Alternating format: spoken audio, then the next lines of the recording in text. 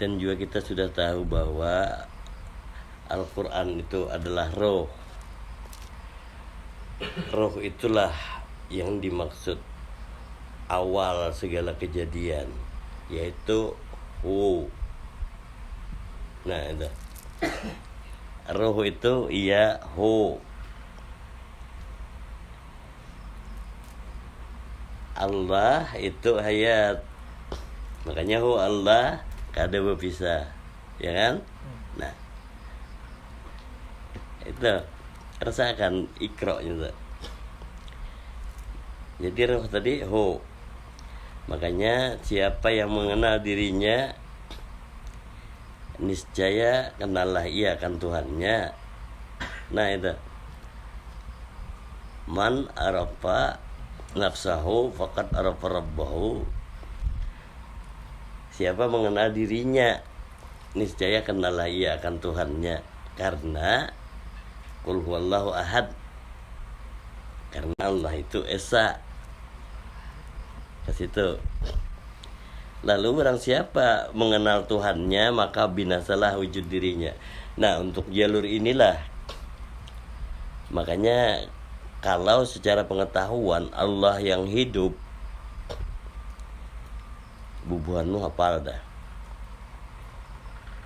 Sedangkan makrifat di sini, mengenal di sini bukan mengenal dalam artian sekadar tahu, itu kadang kenal. Jadi mengenal sebenarnya itu ialah man lam yajuk lam ya'rif. Siapa kada merasa, kada mengenal. Nah, di merasanya ini mengenal. Jadi makrifat yang sebenarnya ialah merasa. Lalu seperti apakah merasa itu tadi? Merasa itu tadi ialah rasanya itu sendiri. Jangan kita yang hendak merasakan, jangan. Kenapa? Maka jangan. Kalau kita yang hendak merasakan, itu rasa sangka. Makanya kenapa pelajaran tauhid ini melalui jalan panah. Siapa kada dapat melalui jalan panah, bertahan di panah, kada nyata. Pelajaran ini kada nyata banyak. Jalan panah, nah itu. Makanya siapa yang hendak ke alam baka harus dapat meninggalkan alam panah kan. Nah, ini kada nunggu mati dulu, kan lucu. Pas lawas kada mati-mati, kada tahu alam baka di mana. Nah ini alam fana, alam baka. Siapa hendak sampai ke alam baka harus dapat melalui alam fana atau meninggalkan dunia. Nah, meninggal dunia, nah meninggalkan dunia ini fana lah. Nah, ini dah. Itu. Lalu meninggalkan dunia ini bukan berarti ada anak bergaul, anak bersembunyi di hutan. Itu lain. Kan lucu pula, kan anak kawan, ngut sorangan. Ini jadi apa ikam? Kadang kayak itu. Tapi yang maksudnya melalui alam fana dunia ini tadi, ia mengenal diri tadi. Nah ini mengenal diri itu tadi. Kenapa? Manusia pertama diciptakan siapa namanya? Adam. Adam artinya apa? Tiada. Sudah tiada lah yang dudukan dah. Iya kan? Sudah tiada lah yang dudukan. Kada akan nyata ma'rifatullah mau. Namun Adam yang dipadakan tiada tuh ada. Nah ini benar. Adam artinya tiada. Nah, Adam artinya tiada, sudah disampaikan tiada, tapi si pikir akan membantah. Coba bang, kawalah padakan tiada, ada kan ada? Ini si pikir pasti membantah, masa tiada, tapi ada, nah kan gitu. Ini pelajaran itu.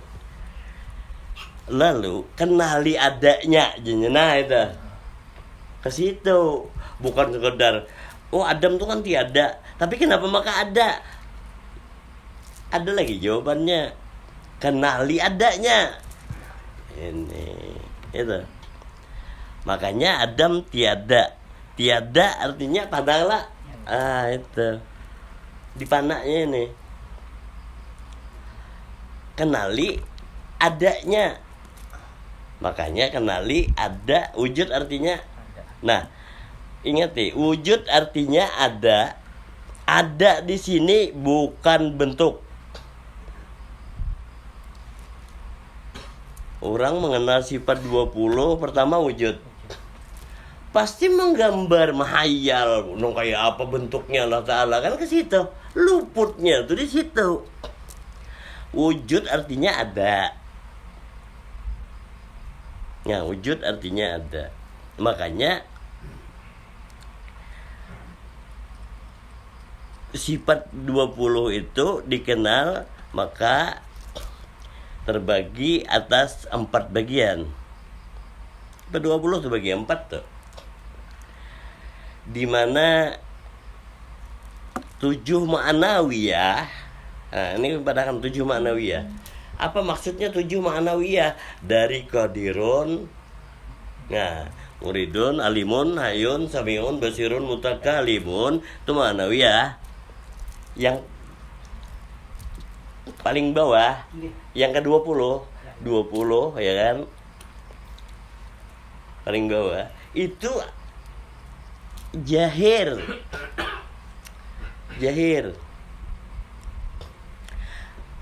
Jahir makamnya ma'nawiyah pada bentuk. Kasih tahu. Kodrat kuasa. Ya. Kalau ada si bentuk ini bergerak, kan melihat lagi bergerak. Nah, itu maksudnya jahirnya. Nah, sedangkan kodrat kuasa,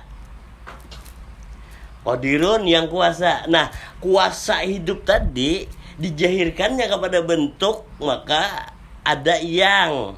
Nah, itu. Kenapa? Kodrat kuasa kada disambat yang. Nah, tapi kalau qadirun yang kuasa, karenanya berjahir.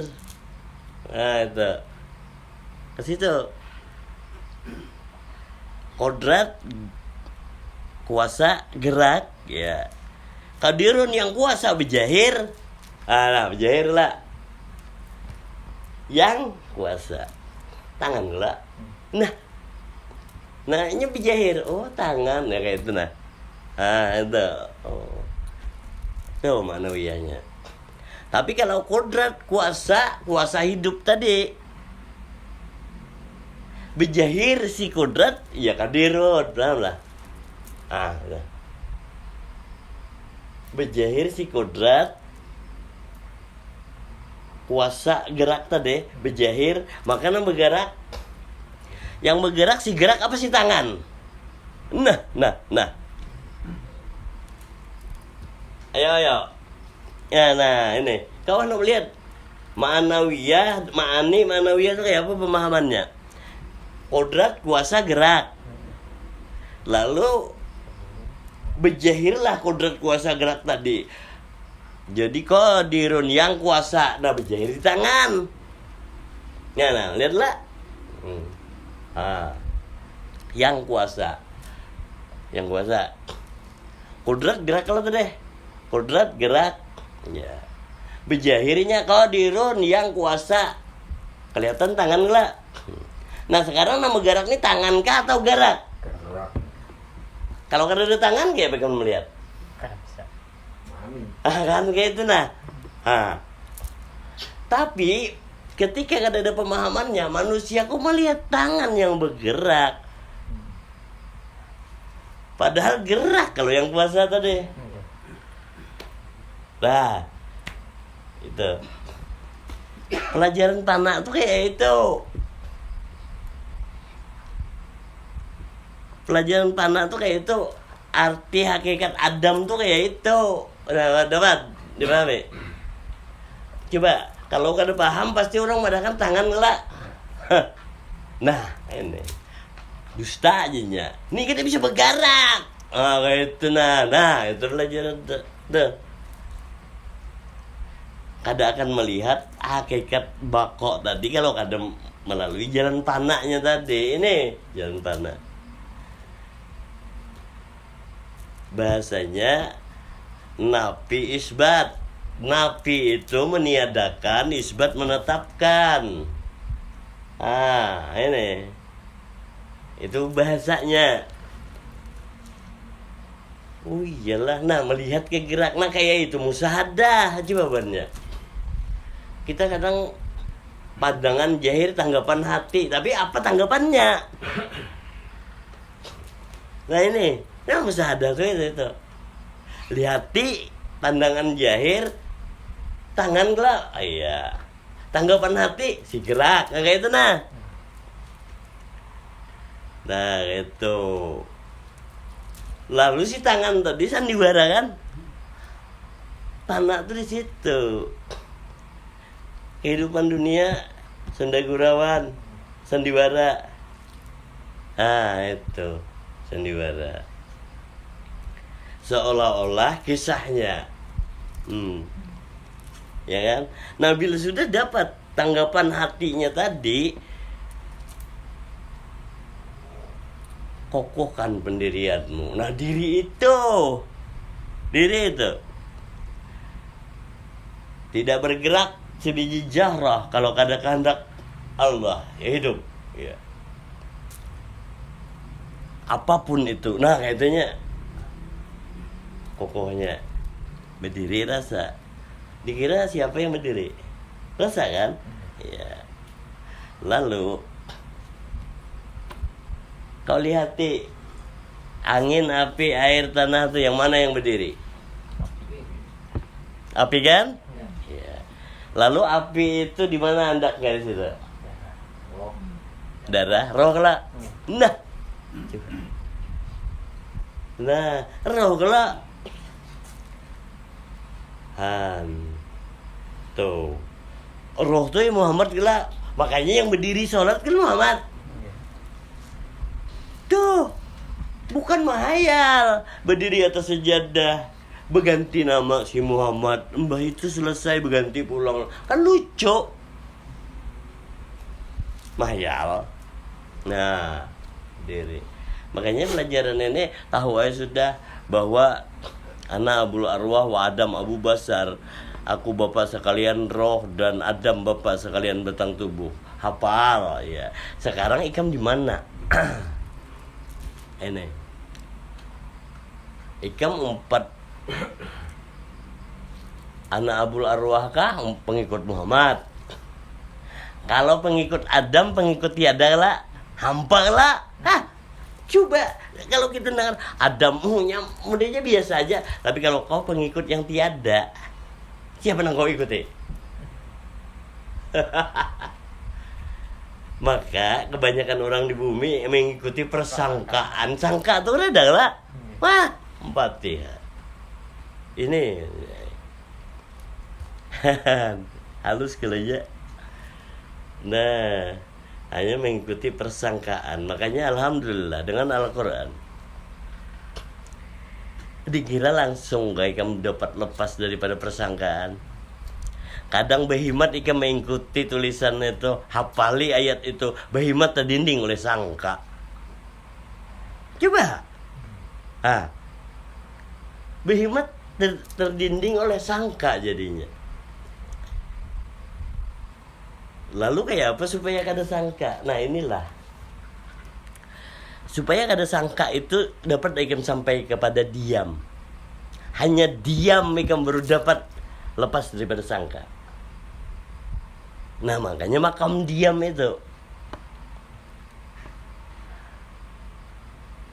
Diamnya. Lalu diam itu tadi seperti apa? Diam itu bila nyata. Karena kalau cuma hafal aja ini bunyi terus lah. Bunyi terus bila hafal aja. Dia kan kadang membunyikan, dia bunyi seorang. Hafalan tadi dah bunyi seorang. Nah ini. Tapi bila nyata, diamnya ada berbunyi kan lagi. Nah, lalu yang berbunyi tadi menyuruh Hikam terus sampai inya diam. Itu. Kalau bang, wah ini berbunyi terus, bukannya kayak itu. Berarti Hikam belum sampai kenyataannya. Ini. Begitu aja. Makanya coba rasakan ketika dibacakan ayat-ayat Allah. Biar kan berdiam tetap mendengar kalau bunyinya. Kadang kan sorangan malah nyaringnya. Nah itu. Lalu bunyi itu tadi ilmu terjadi pada akal. Ini rasa berputar kepala deh. Inya hendak minta keluarkan lewat muntung. Nah, itu hendak keluar lewat sini. Lalu mencari kawan yang bisa mendengari. Ya ini itu kesalahan. Kenapa dikatakan kesalahan? Itu kesalahan yang fatal. Maksudnya apa? Maksudnya adalah ketika dibacakan ayat, apa yang kau dengar direkamnya lah oleh pendengaran tadi. Lalu yang direkamnya tadi didengar Hikam pulang lah. Itu untuk Hikam. Nah, ini itu untuk Hikam lah. Bila sudah dapat rasanya, ini diam seorang itu. Bukan Hikam gasan berkisah ke orang. Nah, ini. Kenapa? Kalau Hikam gasan berkisah ke orang, percaya itu akan berbulik terus ke Hikam. Pas Hikam dikisah warna juga. Itu. Jadi yang dapat tadi berbunyinya terus sampai Hikam disuruhnya dapat rasanya. Tapi itu tadi bisa hendak minta keluarkan lewat mulut kalau ini. Nah itu. Jadi ketika ini sudah ilmu tajli pada akal, ya. Bila masuk ke dalam dada jadi iman. Nah untuk masuk ke sini nih, nah, ini nih kanal. Nah lubangnya di sini. Itu. Makanya roh tuh apa lah? Ilmu tuh panas gila. Panas. Apalagi dibantah orang, panas benar. Ya kan? Nah, itu. Emang kayak itu. Panas kena. Nah, ini berdiri. Tapi bila kamu mendapat pendirian yang hak, ini kan ada asal membakar lagi. Yang lucu tuh seorang yang membacakan ayat, seorang yang kepanasan. Nah lucu, ya kan? Coba bila ilmu tuh hafalan, ya dibantah orang, Pak Hikam nang kepanasan. Nah ini apa maksudnya? Berarti api Hikam kada tegak berdiri. Orang membantah tuh sama dengan meniup api Hikam. Ditiup orang pasti api rabah ke seorang panasan. Nah ini. Tapi bila sudah tegak berdiri api Hikam, tiup no. Kan? Itu maksudnya. Biasanya yang panas tuh hendak minta bujurakan ke orang. Ya kan? Nah, itu kesalahannya. Jadi bila disalahkan orang sangit kita. Sekarang gini aja. Kalau ikam benar buahnya, biar seduniaan madahkan salah. Ikam tetap benar kalau. Ngapain minta benarkan ke orang? Hah? Hah? Coba. Tuh. Nong berdiri tegak sudah ya. Hah? Tuh. Nah, kan minta benarkan ke orang. Kenapa? Bahkan sangat tahunya. Orang kadang bakal melihat itu kebenaran. Ini orang kadang bakal melihat itu kebenaran. Kenapa? Karena sesuai di mana janji setan. Ayat berapa surah 14 tuh? Surah Ibrahim ayat berapa? Setan berkata, Allah telah menjanjikan kepadamu janji yang benar, dan aku pun telah menjanjikan kepadamu, tapi aku menyalahinya. Ayo, ayat berapa? 22. Coba lihat. Iyalah. Dan setan berkata ketika perkara hisab telah diselesaikan, sesungguhnya Allah telah menjanjikan kepadamu janji yang benar, dan aku pun telah menjanjikan kepadamu, tetapi aku menyalahinya. Nah, iya kan? Ini. Lalu setan itu siapa? Waswisu fi sudurinas. Sangka kelak. Itu. Sangka ini akan menyalahi sebenarnya.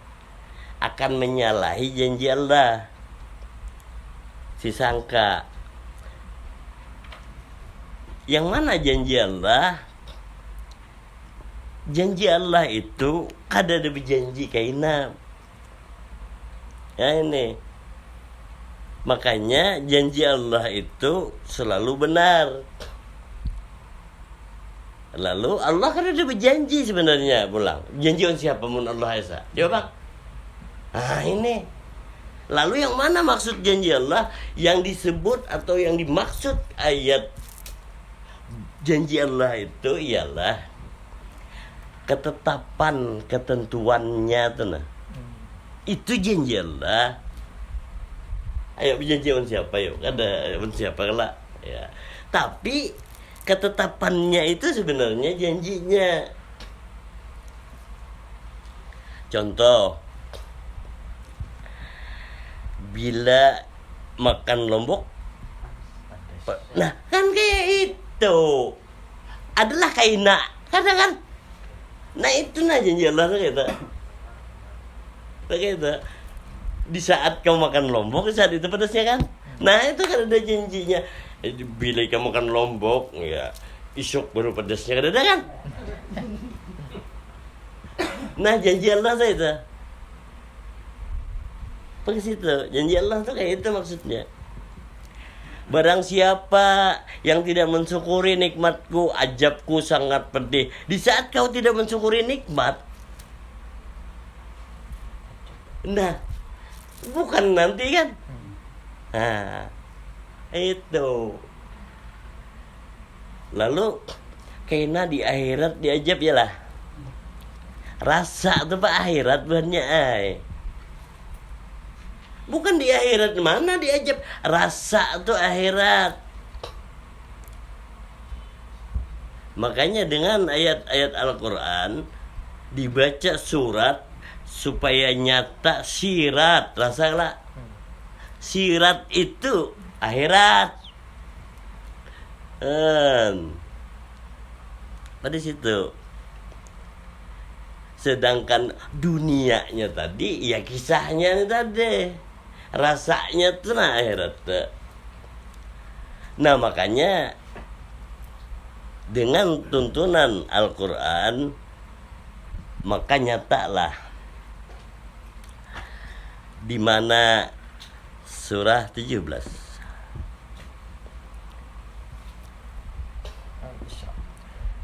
Al-Isra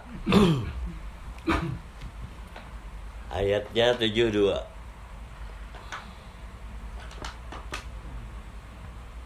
Dan barang siapa buta hatinya di dunia ini, maka di akhirat dia akan buta dan tersesat jauh dari jalan yang benar. Nah kan, ya kan, hati lah. Rasakan hati bubuanmu. Udah merasa akhirat belum? Bila belum, sesat